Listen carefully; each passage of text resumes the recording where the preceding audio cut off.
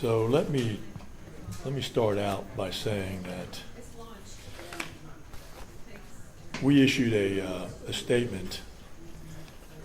I believe it was the day after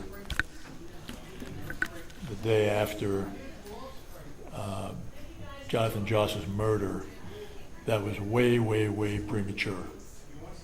Shouldn't have done it. It was way too soon before we had any real information, and I will own that and simply say again that we shouldn't have done that. It was way too early in the process for any statement of that nature to be issued.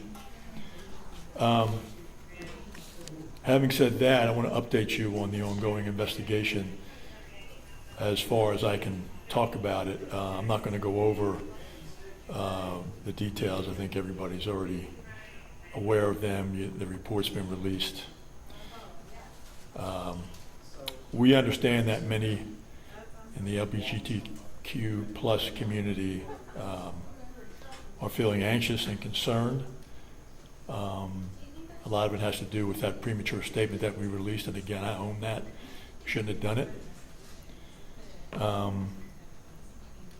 The loss of Jonathan Joss was tragic and most heavily felt by the LGBTQ plus community.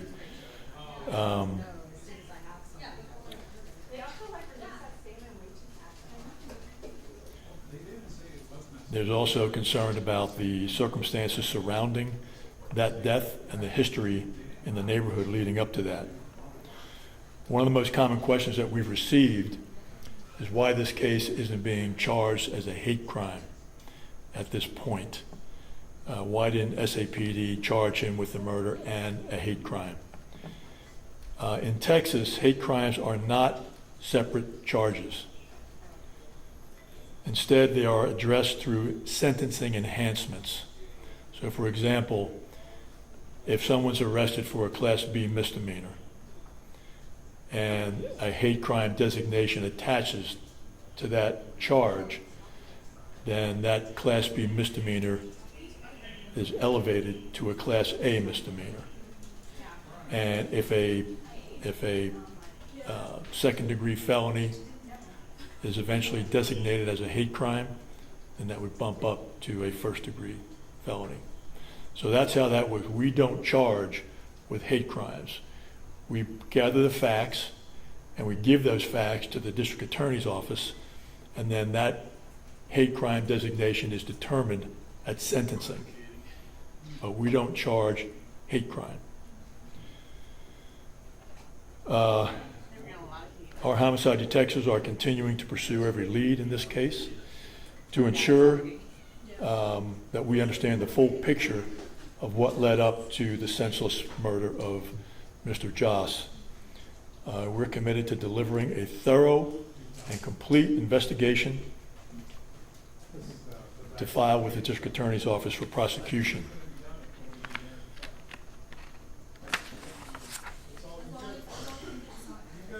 We're also working closely with the San Antonio Fire Department arson investigators to better understand the fire connected in this case. That was back in January. That part of the investigation is still active, and we'll share more once we have additional information that we can verify.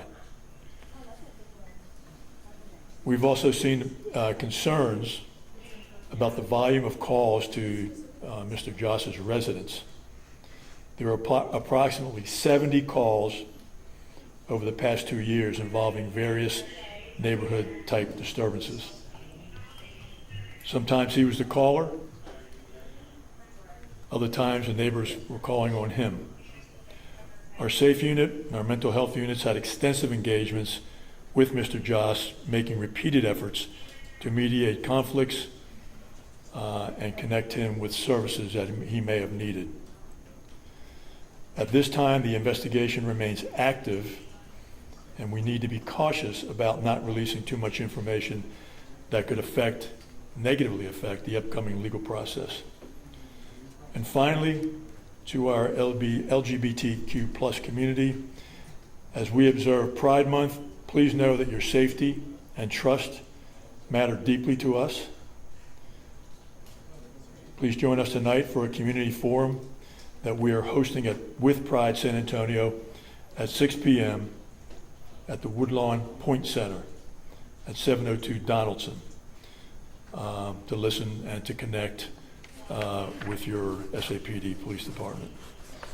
That's all I have. If you have questions, I'll be happy to answer them, but I am not going to get into the details, any of the details of the ongoing investigations. I met with the lead investigator and the homicide captain yesterday, and I'm satisfied as to the progress that they're making in this investigation right now.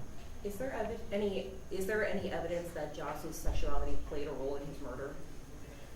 I just said that we are investigating that. So, you have to ask.